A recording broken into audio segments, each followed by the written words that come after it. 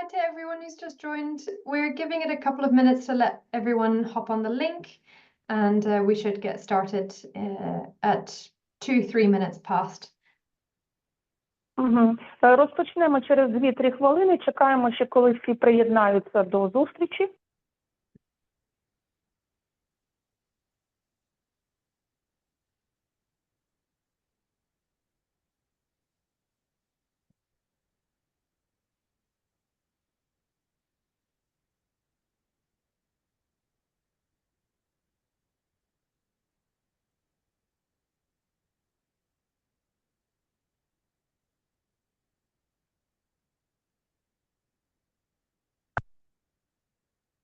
Okay. You are still joined via phone. Could you just join via the interpretation link? Yeah, I think that should be better now. we're good. Fantastic. All right, brilliant. Well, we will slowly get started then. Good afternoon, dear colleagues. I'm so delighted to welcome you to the 4th installment in our expert debrief series. Today, we'll be talking about the role of transitional justice, alternative ways to seek accountability for children from Ukraine. First of all, a little bit of housekeeping again. This meeting has simultaneous translation into Ukrainian. If you would like to listen to Ukrainian, please click on the globe icon in the bottom right-hand corner to switch language. The other thing is this meeting is being recorded to make sure all of our colleagues in Ukraine who can't attend this live are still able to access this talk.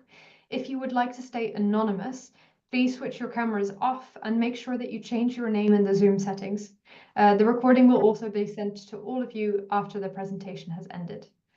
And finally, if you have any questions for our speakers, please put them in the meeting chat and we will moderate them at the end of the session. If you'd like to pose the question anonymously, feel free to message me directly and I can make sure that I relay the question to Sarah. Before we get started with today's brilliant talk, just to give a little bit of context, these expert debrief series are being hosted as part of KIND's Project Susiria, which is a 3-year program supported by the Howard G. Buffett Foundation. The aim of Project Susiria, which means constellation in Ukrainian, is to foster national and transnational cooperation and partnerships across sectors and agencies in order to provide essential protection, support, and access to justice for children displaced from Ukraine in Europe. One essential objective to achieve this aim is to improve the skills and knowledge of civil society, governments, and other key child protection stakeholders in Ukraine, Czechia, Slovakia, Poland, and Romania, to be able to provide the support, protection, and justice in a child-friendly, trauma-informed, and survivor-centered way. These capacity building initiatives at the largest scale constitute regional workshops, extensive 3-day national workshops, but also this expert debrief series to make sure that the cutting edge knowledge that's delivered by experts in the region is available to all of us. One of these brilliant experts is Sara Bradshaw, who is the Program Director for the Global Initiative for Justice, Truth and Reconciliation at the International Coalition for Sites of Conscience. At the coalition, Sara supports organizations and activists based in conflict and post-conflict zones, using memory and memorialization-based tools to engage communities to come to terms with the past and building futures based on justice and non-repetition. The KIND team first met Sara at our very first national workshop in Slovakia in December, and we invited her team back in Poland and then in Czechia and in Romania tomorrow for our national workshops. But her talk is just so interesting and packed full of information and ideas that we decided to also make her talk more widely available through this webinar. And after that rather lengthy introduction, let me hand over to Sara. Sara, the floor is yours. Thank you so much, Ava, and thanks so much to our interpreters as well for making this webinar possible. Thank you everyone for joining today, and to our Ukrainian colleagues especially, thank you so much for trusting us with your time. As Ava said, I'm from the International Coalition of Sites of Conscience, which is based in New York. And please know that all of my colleagues, we're all standing in solidarity with you, and that's why we're so honored that Ava and the KIND team invited us to share this webinar today. So just to go over the objectives for the webinar, I think this was in the email that you all received, but I'll talk about the concept of transitional justice in general, and what that means for children affected by conflict. We'll talk about the impacts of conflict on children and identify different ways that civil society can document and preserve evidence of crimes against children in the context of the war in Ukraine, and specifically different ways to preserve those narratives of the conflict for uses that are different than court proceedings and judicial processes. So I'll first just give a brief introduction to my organization's work. We'll then define transitional justice and its components, and then we'll discuss its potential relevance and offer a lot of different examples from around the world of tools that could be perhaps adapted to the work that you all do. So just as a brief introduction to the organization that I work for, again, I work for the International Coalition of Sites of Conscience, and that's a global network of historic sites, museums, memorialization initiatives, and human rights organizations. We were founded in 1999 by a group of historic site museums, actually, that all shared a belief. And they believed that historic sites had a responsibility to use the power of place to spur dialogue about the past and about its legacies for today. And since 1999, we've grown to be almost 400 members in 80 countries, including some in Ukraine. And a little over 10 years ago, we got more involved in the world of transitional justice because of our member sites who were grappling with these ideas of truth and justice and reconciliation. And they were grappling with this, especially in Latin America, the Middle East and North Africa, Asia. And so our work in transitional justice is really grounded in these very local perspectives and needs. I came to this organization because my background is in museums and human rights. So for the past 10 and a half years, I've worked as a program director for a flagship program of ours called the Global Initiative for Justice, Truth, and Reconciliation. And it's a consortium of 9 international organizations that share a lot of the same values as KIND and this project in particular. We are committed to a holistic, very interdisciplinary, and survivor-centered approach to transitional justice. And all of our partners bring a different field of expertise to our work. So since we started this initiative in 2014, we've worked on a number of both long-term, multi-year projects, but also a number of rapid response projects that have been focused on training civil society members to document human rights violations in a trauma-informed way.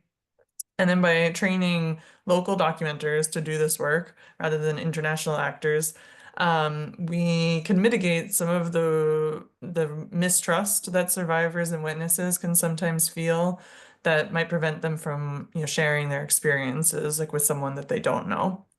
So a number of our projects over the years have focused on providing different types of support to survivors of conflict, whether that be building local capacity to provide psychosocial support to survivors, or helping activists to develop skills to care for themselves, developing referral pathways, and then using dialogue and arts-based methods to create opportunities that can allow survivors to talk about their experiences in a way that might feel a little more natural or accessible to them than speaking with an investigator.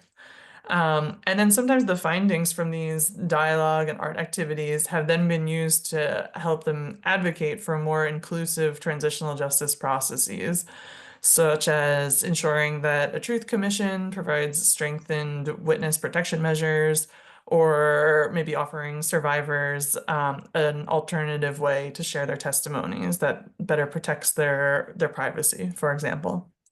And we've also published a number of resources that I'll talk about more a bit later. One of these projects we've worked on was specifically in Ukraine and with Ukrainian partners. It was between 2023 and 2024. And this project focused on trauma-informed documentation of conflict-related sexual violence. So this ultimately led to a publication of a resource that I'll reference later. But all this is just to say that while I'm here with you today, I'm here on behalf of many different people and organizations, and I'm honored to share their work and their lessons learned with you. So next we'll talk about what is transitional justice, and I realized that there are probably differing levels of familiarity with transitional justice here with us today. Unfortunately, because of the webinar format, we'll have to save our questions and interactions until the end. But for those who might already be very familiar with transitional justice, I thank you for your patience just for a minute as we go into this a bit deeper. So transitional justice is all about coming to terms with a past of human rights violations, usually during a period of conflict or a period of dictatorship. And some people say that transitional justice is a series of mechanisms and processes that are aimed at addressing abuses on a large scale within a specific time period.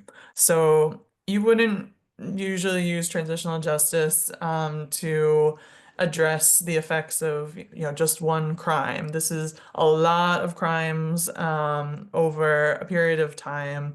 It used to be just used to address crimes that were committed by the state. But as we know nowadays, a lot of human rights violations are committed by different types of actors, not necessarily the government. So the application of transitional justice has really expanded to reflect that in the past several years. But I like to say that transitional justice is more like a toolbox because it's not necessarily sequential. Not every place is going to go through the same processes in the same order to end up with the same result. It's like a toolbox. You choose the tools that best fit what you're trying to do. But overall, it offers societies a constructive way to deal with the legacy of human rights violations. Ideally, this is a victim-centered or survivor-centered process in that it's focused on their rights and their needs, not just punishing the perpetrators. Transitional justice also seeks to build or rebuild society based on common values or goals of ensuring justice, dignity for all, and reconciliation. And it has its roots in justice and accountability and human rights. But in practice, it's about responding to repairing the wider social fabric that has been damaged over time. And sometimes we get questions about the name, at least in English, transitional justice implies like moving from one thing to another. So again, usually we're talking about transitioning from dictatorship or conflict to a period of peace and democracy. But transitional justice is both backward looking because it's examining histories of violations, but it's also forward looking because it aims to make changes that prevent those violations from occurring again. And just as a caveat, while transitional justice is now a very established field, it's still very contested. There's a lot of debates happening. We can have a whole other expert debrief series just about transitional justice and the many questions that emerge in this field. And looking forward to your questions later about this. But most people say that there are 5 pillars of transitional justice. And these are the tools in your toolbox, so to speak. So these are the elements of transitional justice that could help a country or a community to heal and move forward. So first, there's truth-telling, and this is the acknowledgement or documentation of what happened. And this is important both for individual survivors, but it's also important more broadly for society as a whole to know and understand the truth of what happened. This is to ensure knowledge of what took place and also to ensure that people can't deny what happened any longer.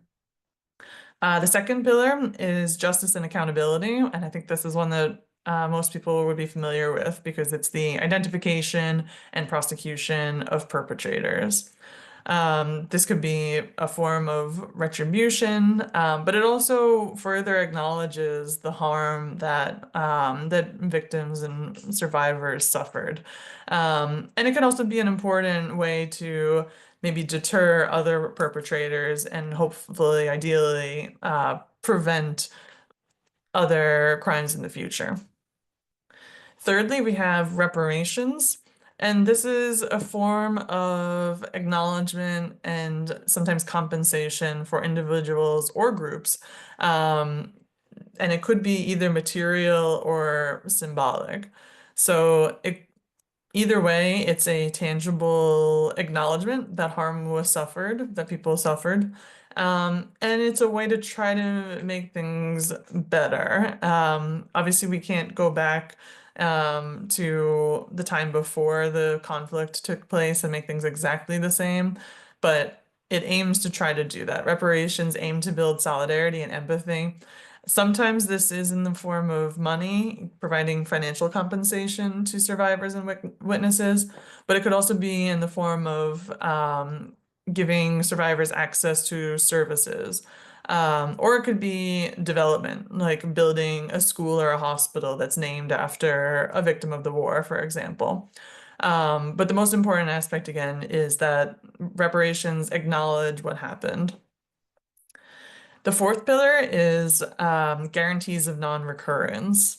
And this is how we try to ensure that the same violations can't take place again on a structural level or maybe at the government level.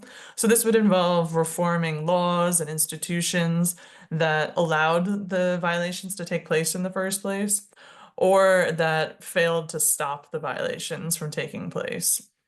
So this would involve making changes to the security forces of a country, maybe firing people in the security forces or in the government who enabled violations to occur.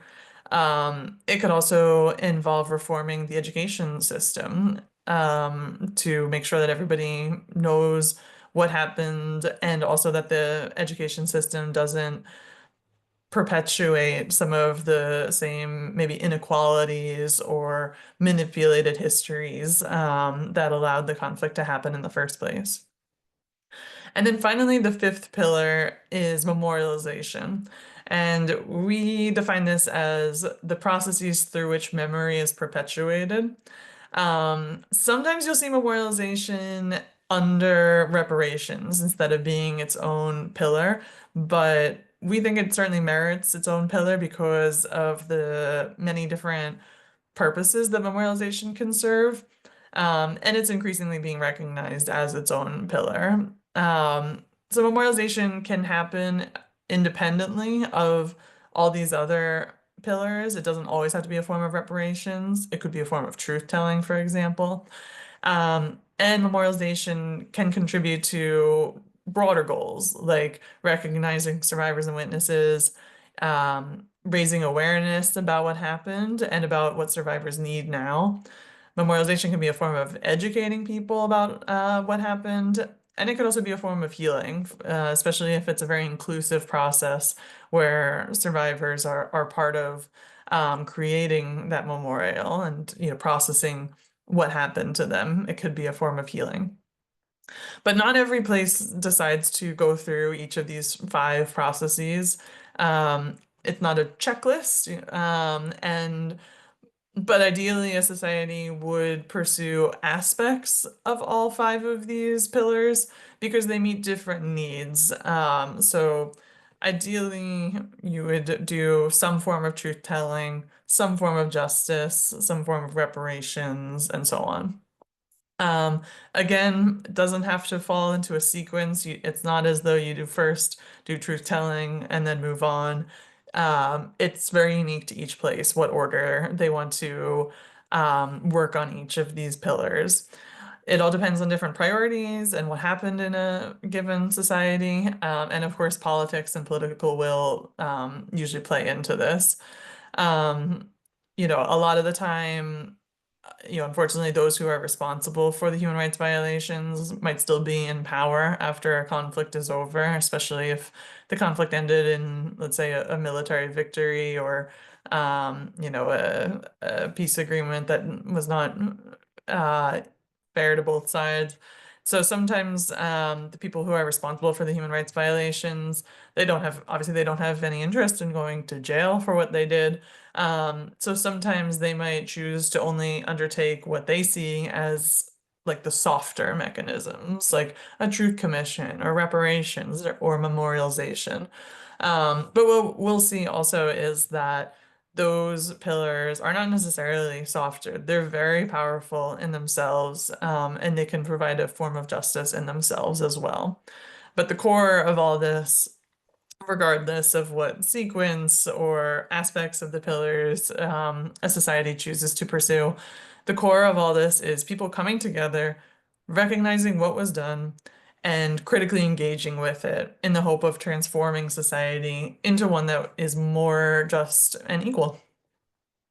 So each of these five pillars of transitional justice, each of our tools, um, can be, you can pursue either a formal transitional justice process at the state level, or you can pursue it at the local or community level. So a formal process is usually led by the government or by a regional or international body. And these are the ones that usually are in the news or are very well publicized. I think we're all familiar with the South African Truth and Reconciliation Commission, for example. Um, and so they're very powerful because a lot of people will know about them. But they're also very expensive because they're usually very large, and they have to be exclusive. They can't, for example, put every single perpetrator through a regional tribunal, for example. So they usually focus on a small number of perpetrators at the top who are most responsible for the most grave crimes. Um, so not everybody who suffered will necessarily see, their perpetrator go through a court process, for example. A formal mechanism also requires political will to set up, an enormous court or an enormous truth commission. And they're time bound. So, they're going to be very specific in saying that, only violations that took place between this state and this state will be eligible for being heard in this truth commission or being tried in this court. So the mandates, by definition, they can't include everyone. But I'm sure you're familiar with some examples of formal justice mechanisms also, like the International Criminal Court, the International Criminal Tribunal for the former Yugoslavia, and so on. So in contrast to that, a local level or informal transitional justice mechanism really will vary very widely based on the context that it's in, but they're led by people who are not in the government. So these would be mechanisms that civil society organizations lead, or survivors associations can lead these ones, and they can fill gaps in the state level. So for example, as I said, the state level truth commission, for example, might only say that they are interested in hearing about violations that took place between this state and this state. But an informal, truth-telling process that an organization might decide to initiate on their own, they're not bound by those same rules. So they can really be more welcoming if they choose to be of people who have an experience related to a conflict that falls outside of a formal mechanism's scope. They can also be more open to helping survivors process experiences that maybe are a bit more complex or don't necessarily fall under the definition of an international crime, such as a teenage boy who was tricked by Russian forces into collecting information. That is something that is, probably very traumatic to him, but it's not necessarily an international crime. So, he might not be able to go to a court or a truth commission, but he still might want to talk about it with others. He might want to connect with other children who experience something similar. So an informal or community level process could help with that. And sometimes an informal process could be a stepping stone for survivors to eventually participate in something more formal. For example, in the Gambia, where we did some work, one of our local partners held what she called listening circles with women in rural communities. And the women in these listening circles would very informally share their experiences from under the dictatorship in Gambia.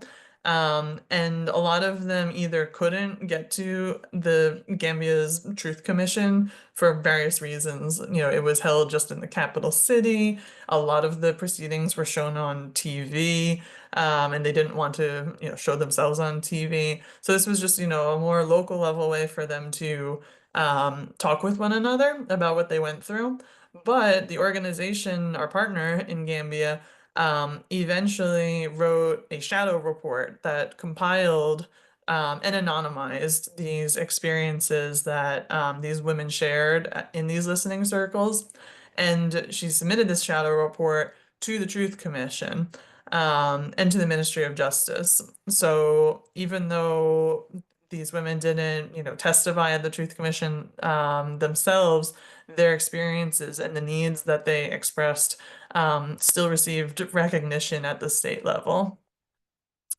So just to go back to our other slide for a minute with all these pillars, I want us to just think for a minute about what a formal and informal example would look like for each of these. So for example, let's say for justice and accountability, as I think, have established, a formal process would be a court tribunal or other, prosecution. But a community level or informal justice and accountability process could be a community level dispute mechanism, for example. And for institutional reform, since a formal process would be reforming the Constitution, for example, or getting rid of problematic laws that led to the human rights violations in the first place. An informal institutional reform process could be civil society advocating for the government or parliament to pass an anti-torture bill. And for reparations, a formal reparations process could be that the state itself decides to pay money to survivors and victims of a conflict. But a community level reparations process could be an organization that gives rehabilitation support to survivors or organizes commemorative events for survivors. Some organizations in South Africa have actually crowdsourced financial reparations for survivors of apartheid. And it's very effective, but again, it's done outside of the government's scope. For truth-telling, a formal mechanism could, of course, be a truth commission, like the Truth and Reconciliation Commission in South Africa. There's lots of examples of what an informal truth-telling process could be. Just one of them could be oral histories, for example. But I'll also be going through a lot of examples of this in a few minutes. And then finally, for memorialization, a formal process could be like a national museum that talks about the history of a conflict. Or it could be just a national day of remembrance, a national day to remember the conflict and its impact. But for an informal memorialization process, again, lots of examples of this. This could be quilting or crafting, an annual event that a community does every year to remember people who went missing, for example. So those are just a couple of ideas. But as I said, the focus of our work at the International Coalition of Sites of Conscience has been on the role of civil society. We focus on building the capacity of civil society, and particularly victims and survivors associations, to themselves drive a transitional justice process. Um, Civil society, as we say, can lead local level processes when formal or state-led processes can't be implemented. Maybe a conflict is still ongoing, or there's no political will to set up a state-led transitional justice process. So local organizations can step in and set up a truth-telling process, or gather evidence, or set up a memorialization process. And sometimes, as we say, what civil society does can lead to the establishment of a formal process, but that's not always the case. And it can still be very meaningful, even if it doesn't turn into something at the state level. I mentioned that civil society-led processes can take a more expansive view of violations, and this can resonate more with how survivors themselves see their experiences. So, for example, a truth commission, set up to look at violations during a specific war. They might, again, say, we're only going to look at violations between start date and end date here. But, a survivor might say, well, my uncle was killed, a few years before this by the same forces, or my family, fled the country a few days before the war actually started. Are you really supposed to say, oh, sorry, your experience doesn't fit into this truth commission then? Sadly, that is how probably a lot of truth commissions might work, as much as they try to be inclusive. But again, this is where civil society can really shine, to make this process more inclusive for everybody and say, no, your story is also welcome here. We want to hear it. And documentation that civil society collects can influence some of the key decisions that a truth commission or a court can take, especially at the beginning of its process. So, for example, civil society that has been collecting documentation of violations, if they know that a truth commission or a court tribunal is being set up and they're still defining that scope of which violations they're going to look into, civil society can say, hey, we understand you're thinking about the timeline of violations that you want to look at. We have spoken to a lot of survivors, and they think that the war itself really started on this date, actually, or there's a lot of experiences that people want to talk about related to the conflict that start on this date. So, we think it's important to start here. Or, oh, we noticed that you're not considering talking about violations experienced by children, as a specific hearing in your truth commission, but we've heard from a lot of survivors that this is a very prevalent crime, and we think it's important that you dedicate a truth commission hearing to this topic. So in this way, civil society can really spotlight issues that are being ignored or denied. They can also reach a broader segment of affected people because of civil society's connections that exist already. And civil society can also provide services to survivors to help them heal and maybe to help them eventually participate in a formal process. So, for example, a survivor might need to undergo therapy and counseling to process a traumatic experience. And then maybe after that, or as they're going through, counseling and therapy, then they might feel that they're able to share their story in court after all. And then lastly, civil society can also monitor and advocate for more holistic or accessible processes, because usually civil society, again, knows best what the needs of victims and survivors are. And so they're able to advocate to, a truth commission or a court process about how to make witness protection measures stronger, for example. In Gambia, again, civil society told the Truth Commission that it would be really important to have hearings that are held outside of the capital city, just because a lot of people would have trouble coming into the capital just to testify. So for all of these roles, the role of civil society in documenting human rights violations is absolutely key. And so we'll talk about that a little bit more. But firstly, just to shift a bit away from transitional justice more specifically, um, or more generally, I wanted to speak just briefly about the impacts of conflict on children. To start, conflict has an impact, as we know, on all aspects of survivors' lives and also possibly on future generations. So there can be physical, psychological wounds, but also economic and social impacts. I think, the physical wounds were pretty obvious, but psychologically, survivors might feel shame or guilt or humiliation just for surviving what they did. And then because of this shame or guilt, they might not seek out medical services.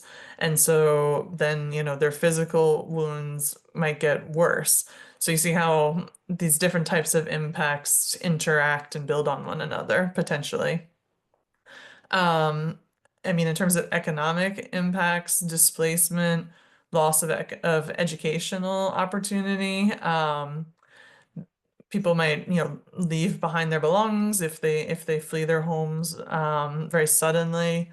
And then they might have trouble having the right kind of identity documents needed to, resettle somewhere. Children especially might feel shame or guilt, or maybe survivor's guilt, especially maybe for having fled the violence when other people, maybe their family members, couldn't leave or chose to stay. And then again, because of these feelings, they might not seek out medical services. So again, they all build on one another. People and children, young people who are survivors of sexual violence also might worry that this experience might prevent them from getting married one day. And then they might not want to speak out or seek services or justice because they're worried about being stigmatized by their family and community members. But because of the ways that all of these different types of impacts compound and affect one another, this further speaks to the need for holistic support services, like the ones that this, project through Kind is advancing. And this is also part of a larger trend where children's experiences and potential roles in conflict, they tend to be overlooked in transitional justice. It's slowly changing, but by and large, it is unfortunately an overlooked part of the field. So there might not be as many support services available for children who are survivors, or children might lack the information or the resources or autonomy to independently access support services. Courts and truth commissions, especially, might not be set up to accommodate children's witness protection needs. And at the end of a truth commission process, usually a truth commission releases a report, with the summary of what they found and what the recommendations are. But it's only been in 2 places where they've created a child-friendly version of that report. But when children are overlooked in this way, it leaves children survivors with limited opportunities to shape or actively participate in the initiatives that are supposed to help them. So this again speaks to the need for survivor-centered and gender-inclusive solutions that are appropriate to the given context. So with all this in mind, I wanted to go over different potential forms and purposes of documenting human rights violations. There's, of course, documenting evidence in a very formal way by an investigator or a lawyer. And these are the ways that evidence can be accepted in court. But as we've seen, survivors have different needs, and children especially might not be ready or equipped to testify in a court. Maybe not now, maybe not ever. So a one-size-fits-all form of documenting for accountability might not be suitable for them. Um, and it's also important to manage expectations for whatever kind of transitional justice process a survivor chooses to participate in. So I want to share some examples from our member sites, our sites of conscience from around the world who have conducted documentation initiatives for a lot of different purposes aside from accountability. Before I share those examples, just a few ideas to keep in mind. Um, as you can imagine, approaches to documentation and truth-telling are ideally holistic, but also very context-specific. So while these are examples from around the world, I understand that they, can't just be cut and pasted into the world that you're working in. But I hope that they can get you thinking about something that might be adapted to the work that you do. It's important, to understand that survivors, of course, have different needs, even, from one survivor to the next. And with children, their needs might be different according to their age and developmental levels and understanding of what happened. But survivors all have different priorities. One survivor might say that going to court is most important to them. Another one might say that just, being able to go home is what's most important to them.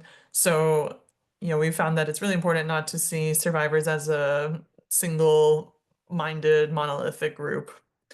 Um, but regardless of what type of documentation you might choose to do, whether it's for a court one day or whether it's, a community level process that aims to help children heal, for example, the most important thing is to know what your purpose is in advance, because that will determine the shape of what you're doing, the types of questions you might ask, who you invite to it.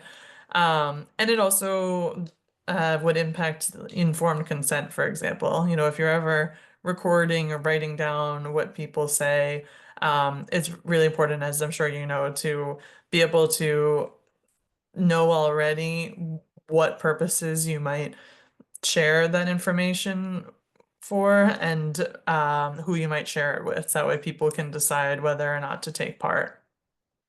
Regardless of whether it's a formal or informal process, though, it's also really important to consider how mental health and psychosocial support services can be incorporated. This doesn't mean that you need to be a psychologist yourself, but maybe you want to be partnered with a group that could provide counseling or therapy to people that you're working with. And again, regardless of what type of documentation work you're doing, the level of effectiveness and how successfully that documentation meets its goals depends greatly on how participatory the process is. So it depends a lot on the level of participation of the survivors and community members themselves in designing the program and carrying it out. And participating not just as, recipients and people providing information, but ideally as leaders who are creating the project itself. So the first documentation purpose we'll discuss is documentation for truth and healing. And for this purpose especially, as I say, the process, how you go about it, is just as important as the outcome. The process is maybe even more important in this case than any kind of product or outcome that comes out of it. So in contrast to, a formal evidence-taking documentation process, this type of documentation for truth and healing provides survivors with the opportunity to share their personal views and their experiences that might really be underrepresented in official processes.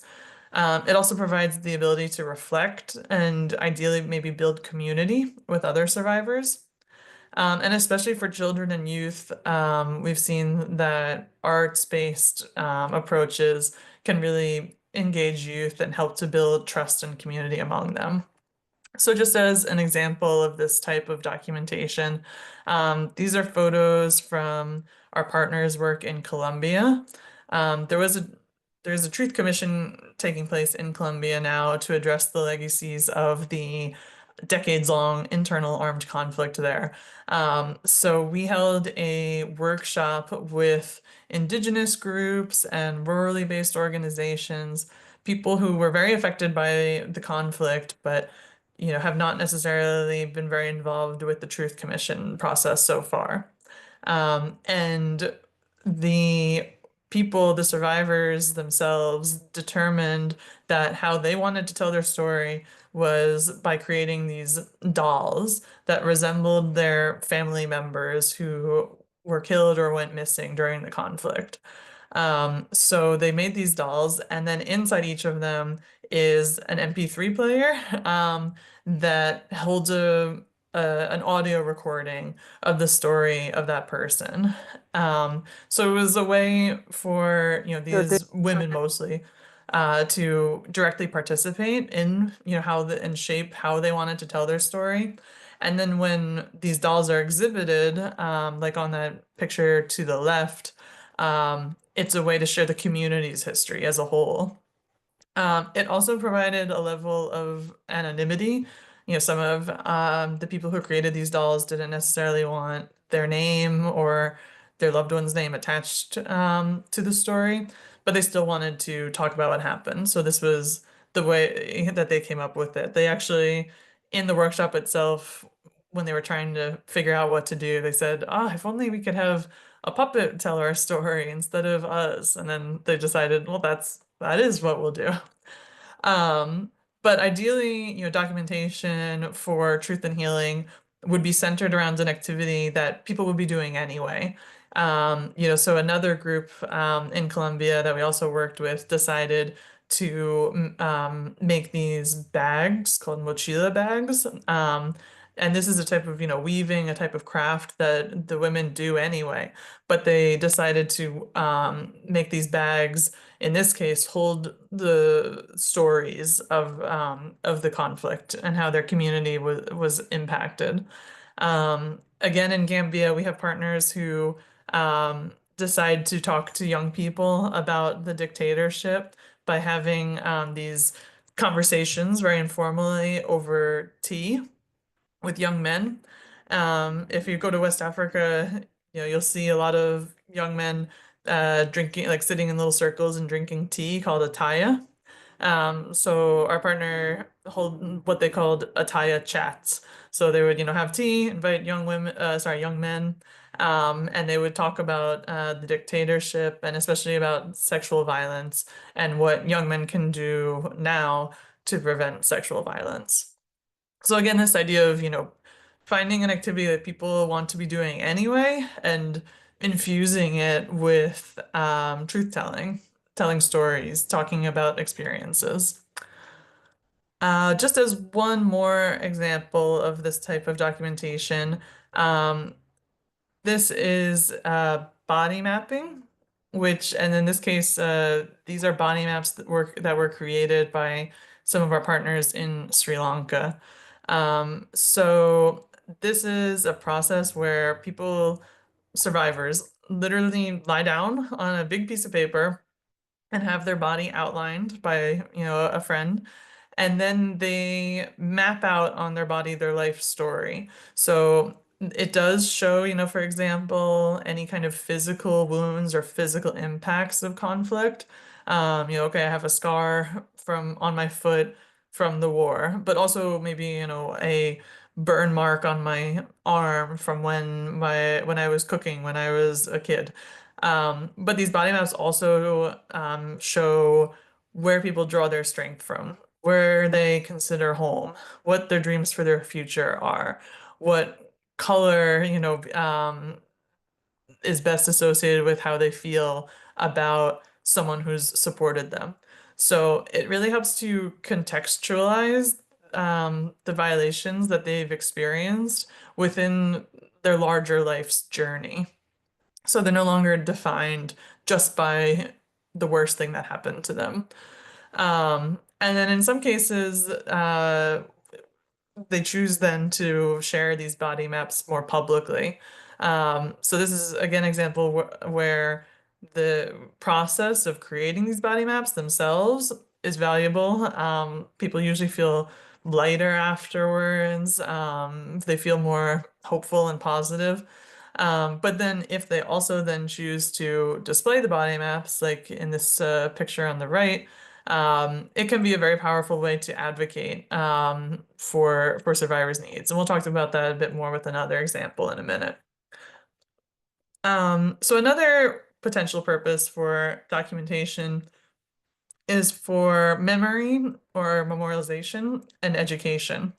And this is an opportunity to consider whose stories are told, identify which stories are missing, and kind of correct the historical record. Memorialization is always contentious. It's not obvious, and everyone's going to have a different opinion about what we should choose to remember about a conflict, what we should choose to carry forward. And it's kind of like storytelling. Depending on the details that you include or lead about, it tells a very different story. So we always aim to help partners to tell a very inclusive story, one that everybody, especially after a period of conflict, can feel that they have contributed to and that they belong to. So this is why the process again, and facilitating dialogue around that process is so important. And when it's an inclusive process, it allows all these different perspectives to come together and encourage understanding. The goal is usually not to create like one single truth that everybody can agree to, but more to allow for understanding of different perspectives on the same topic. It can help to build solidarity and repair social fabric. It can also help to lift the veil of silence or decrease shame and stigma associated with being a survivor. And it could offer recognition for survivors, which in some cases, people might feel that is an alternate form of justice. And then finally, it's an educational opportunity for future generations to learn an inclusive version of history, not one that's just written by the victors in a conflict, for example. So, revising textbooks that are, that students use in school might fall under this. And what I think is really powerful about memorialization, especially, is that it can be done at all points during a conflict. It's not just restricted to after a conflict ends. You could memorialize during a conflict. You could memorialize while a truth commission is still going on. There's a continual need to reinterpret history. So, and I am mindful of time. I just want to make sure that we have time left for questions and discussion at the end. Just as a couple of examples of documentation for memory and education, the mural on the left was created by a national network of families of the disappeared and missing in Nepal after their civil war. And they decided to create this mural as a way to preserve their memories of their family members in a central location. So they created the design and they made the mural themselves. And somewhat similarly, this picture on the right is from a community peace center created by the Cambodian organization Youth for Peace. And if you were to visit one of these peace learning centers, for which there's several of them in different communities outside of the capital, but the community has played a huge leading role in defining what these community peace centers look like. So if you go to them, it's not just a building with murals on it from the genocide in Cambodia, but it's also a library where kids learn to read, and there's also cooking supplies. That way community members can mark significant occasions and come together and cook there. They also sell some handicrafts that they make there. So it's really a dynamic place that they continue to use and live with every day. And everybody has contributed to the Learning Center in some way, whether they've donated a lamp or whether they, have shared their experience of the genocide with a student or, a younger family member and contributed that oral history to the library itself. Another example of this type of documentation is again in Gambia. Sorry, I worked with our partners in Gambia for a number of years, so I always like to highlight their work. But these are photos from the opening of a small memorial museum called Memory House. And it was created by one of our partners there whose family members were killed or went missing during the dictatorship there. And what I love about this memorial museum is that even though you can tell even from these pictures that it's, an extremely professional looking and very powerfully done museum. It actually just started out as a small traveling exhibit of photos and objects donated by families of the disappeared. And that exhibit was created with just $1,000. And then since then it's grown into this memorial museum. But basically it has, as you can see, these everyday items like belts or ties or school reports that belonged to people who were killed during the dictatorship. And so in this way, it helps to counter denial that especially younger people might feel when they didn't live through the dictatorship themselves. They could say, oh, that didn't really happen. But then by visiting this museum, seeing the objects that family members themselves donated, it makes it very personal and brings this element of feeling. Another purpose for documentation outside of accountability could be for advocacy and awareness raising. So I mentioned earlier how civil society can use documentation that they've collected to influence the scope or practices of a court tribunal or a truth commission. Documentation can also help to combat the stigma that survivors experience, but it can also help to highlight survivors' needs and build support for their cause. And this could particularly be a way for youth survivors to have the opportunity to be agents of change and advocate for their needs. So, for example, I'll just talk about the example on the left since I think we're running out of time a bit. This is a photo from the War Childhood Museum, which some of you might be familiar with in Bosnia and Herzegovina. This was a 2021 exhibit. My organization actually trained the museum staff to conduct body mapping workshops so that that practice, that methodology that I described earlier.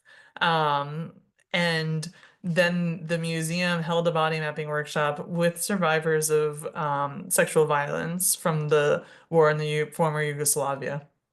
And then this exhibit of those survivors' body maps then helped to advocate for legal recognition of children born of war as civilian victims of war. So then they, with that legal recognition, those children could then, claim their rights.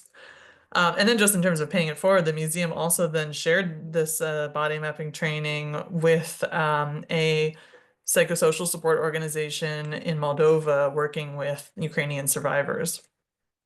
So we hope that then they can also train others and so on. The quilt, I'll just say briefly on the right, this is in Nepal again, and it was created by that same network of families of the disappeared, but they decided to create a quilt to both honor the memory of their loved ones, also to advocate against ongoing injustice. And it provided a training in quilting, in this case, a skill that offered some of them a more sustainable income. Another example of documenting for advocacy and awareness raising, this is from Lebanon, from an organization called Act for the Disappeared. They created this interactive digital memorial on the left that aims to reclaim identities of the missing persons and advocates for families' right to know the fates and the whereabouts of their missing loved ones. There have been thousands who have gone missing in Lebanon over the past decades, so this is also a way to add personal stories and photos to the statistics, and it's a way of continuing to pressure the government and demand answers. They also have a program where they encourage youth to interview their own family members about the conflict in Lebanon, and then they can understand how that history shapes the present. And then on the right is just one last initiative that this organization has done. It's called Empty Chairs Waiting Families. So the family members and youth painted a chair in honor of their missing loved one. Sometimes they added photos, like in this case. And then the organization and families exhibit these chairs all together, these chairs, waiting to be filled by their missing family members. And they put this exhibit in strategic locations, so where they can be seen by people in government or people who have the power to find out what happened to their loved ones. So before we close, I just want to switch gears a bit and share some recommendations for civil society documenters from that Ukraine project I mentioned that my colleagues and I worked on a couple of years ago. As I mentioned, that project focused on conflict-related sexual violence, but I think some of these recommendations can be applied more broadly. So we found that it was important for civil society to train journalists on what it means to interview survivors in a trauma-informed, survivor-centered, and gender-inclusive way. The documenters we worked with have found that it takes multiple engagements with survivors before they're willing to share their stories. And some survivors have had previously bad experiences being interviewed, maybe by journalists, for example, where the interviews were not conducted in a trauma-informed manner. And so now the survivors are afraid to speak with documenters who might be better trained. We also found that it would be important for civil society to facilitate dialogue at a community level in order to understand and tackle harmful social and gender norms that heighten the stigma around sexual violence, but also maybe around other types of violations. And this is a great fit for civil society organizations that can help survivors and can help maybe later lead to documentation efforts by others. We also recommended improved coordination among civil society documenters in order to minimize unnecessarily duplicate interviews, organizations interviewing the same person without realizing it. And finally, we recommended that civil society provide legal representation for survivors and accompaniment throughout this process. So I just wanted to flag quickly that we've created a number of resources that might be of use to this group that can be found on our website usually. Right now our website is under construction, but I do have, I have the files for these resources. So if any of them are of interest in the next couple of weeks before our website is back up, you can maybe get in touch with Ava or Kind, and we're happy to share with you the files themselves. But we have a toolkit for reintegrating women survivors of conflict-related sexual violence and children born of war. We have a self-assessment toolkit for civil society organizations to analyze the challenges and opportunities for providing holistic support to survivors.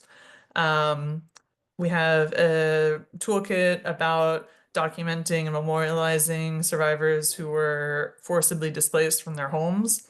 And then we have a toolkit that is basically from that same Columbia project that I mentioned, where the people were making the dolls and bags. And this is a toolkit to maybe help you think through what types of participatory truth-telling could maybe fit the communities that you're working with. So I think I will leave it there. I have some discussion questions here, but for our last 10 minutes together, but I'm also very open to just hearing, what kinds of questions or just comments you might have too. So Ava, do I turn it to you to moderate the discussion? Yes, please. Thanks so much, Okay. Sarah. I think the fourth time I've listened to this and I still find it interesting and I still pick up on new bits and pieces. So thank you very much. I really appreciate it. I have a couple of anonymous questions from the participants, but I think maybe I'll first turn over to you if you'd like to pose any questions directly to Sarah. This is your moment.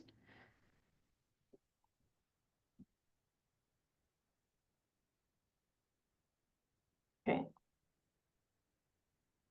In that case, I will ask the questions that came through anonymously. One of the questions that we had was, how do you determine which tool is best to use in a specific case? Do you conduct a needs assessment or focus groups, or is it completely context dependent?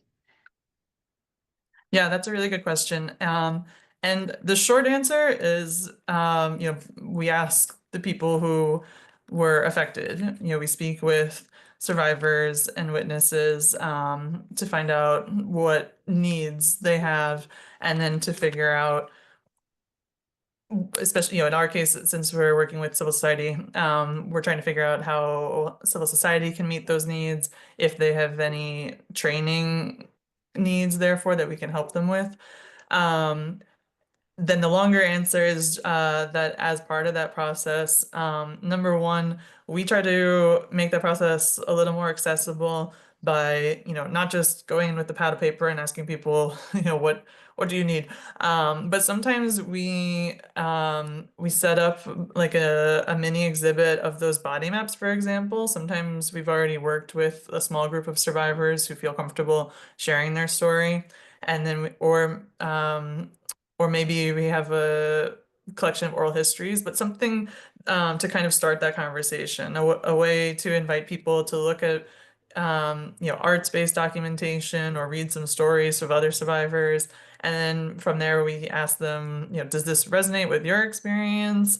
Are there other stories that you think would be important for people to know, as we start this transitional justice process? What stories would you like to tell? And then we kind of go from there into the maybe more granular questions about, what would justice look like for you? And then from there, obviously, we get a range of answers. Thanks. Thank you. Another question that we got is that transitional justice obviously involves a lot of different disciplines working together, social workers, lawyers, psychologists, mediators. How do you coordinate all of those actors so as not to overwhelm survivors? It's a good question. I like the end of your question about to not overwhelm survivors. I think that it's important for there to be some kind of coordinating body that people trust, which can sometimes be a big ask.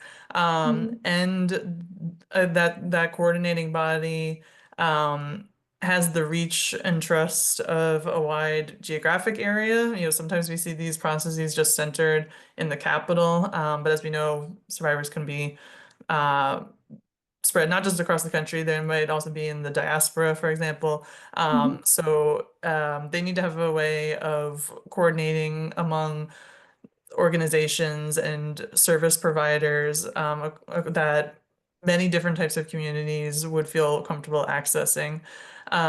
Ideally, we've organized then meetings for these organizations to come together on a quarterly basis, just to share notes and sometimes exchange training. But whether it's quarterly or a different frequency, I think I think it's important for everybody to come together and create like a resource map, and ideally like a resource pathway, so that way everybody is in agreement for, when people come in at different points of their journey and have different needs, everyone is on the same page for knowing who they can refer that survivor to and what everyone's different expertise, as you say, across these different fields, that everyone's aware of what the who to send these survivors to. Thanks so much. So clear referral pathways, clear role delineation. Yeah, exactly. Yeah, I hear you. And trust. I think we have time for maybe one or two more questions.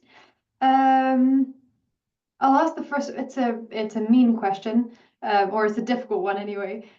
How effective are guarantees of non-recurrence, and is there any way that you know of monitoring these?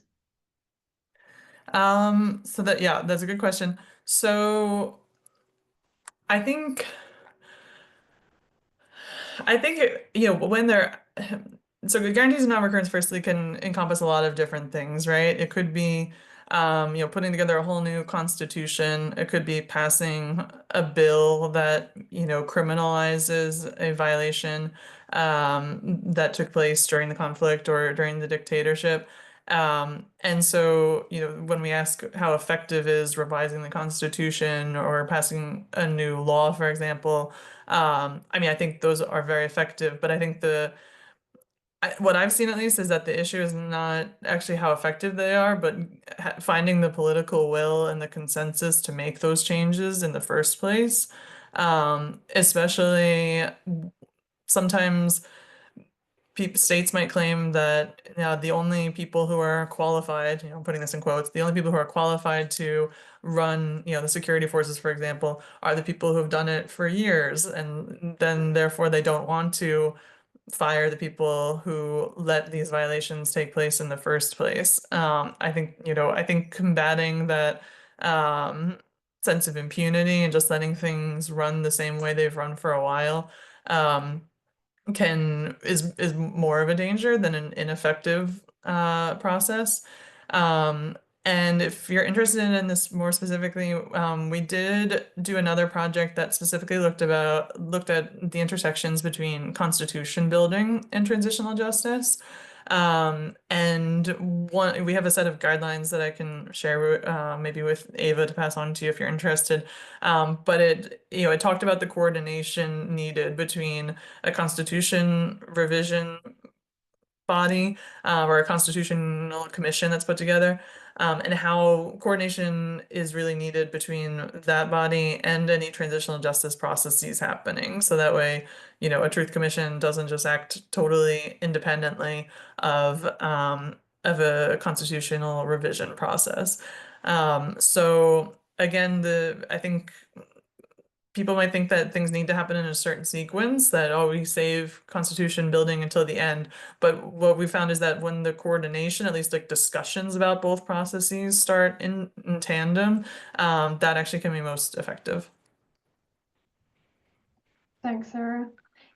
I think we have time for the very last question that I have, which concerns the kind of intersection between formal and informal ways of documentation. So how do you ensure that evidence is not contaminated? If you have let's say, a transitional, I'm adding to this question, I'm very sorry. Yeah. You start off with a transitional justice process, and then you move into more formal documentation. How do you, for example, ensure that the evidence between the first documentation and the second documentation aren't cross-contaminated? That's a really good question that I think ultimately I would leave that to a lawyer to answer. I'm not a lawyer, but I will just say that this speaks to the need for you to be very clear at the onset of any documentation process about the purpose that it's going to serve. Because if you intend to have a documentation process ultimately lead to evidence to be accepted to a court, then you will want to discuss with lawyers, for example, about how to make sure it's not contaminated in any way. But if you're just having people or children, draw about their experiences, talk about their experiences in an oral history, there's no need to, correct or make their experiences more accurate, as long as you're just going to hold on to that yourself, or give it back to them for them to hold on to themselves. It can be, a beginning and an end of the process in itself. And then maybe after that, maybe then they'll feel ready to talk to an investigator. So they can complement each other without necessarily jeopardizing the effectiveness of a later process. Good. And with that, perfectly on time, congratulations. We draw this expert debrief session to a close. Thank you again so much, Sarah, for not only this webinar, but also the previous iterations of these workshops that you've done. We've really, really appreciated having your voice in the Caesarea project, and we hope that this information was useful for you all. After this, we will send out the recording of this in case it's helpful for you, for your colleagues, and also with Sarah's permission, maybe her contact details or that of her institution, so that if you would like to get in touch, you will know how to. In the meantime, on the 14th, we have our following session on open source investigations, which looks at a specific documentation process for crimes against children from Ukraine. Thank you all so very much, and have oh wait, that's very useful. Sarah has put in her email address in the chat, just highlighting. Yeah, sorry, I forgot to put up a slide with the contact details, but I do appreciate, Ava, if you don't mind sharing Sarah Case's email with everyone. That would be wonderful. No problem at all. Thank you all so very much, and have a lovely rest of your afternoon. Thank you again, everyone. Thank you, Ava. Thank you, the kind team. Thank you, interpreters. Bye. Thanks. Thank you.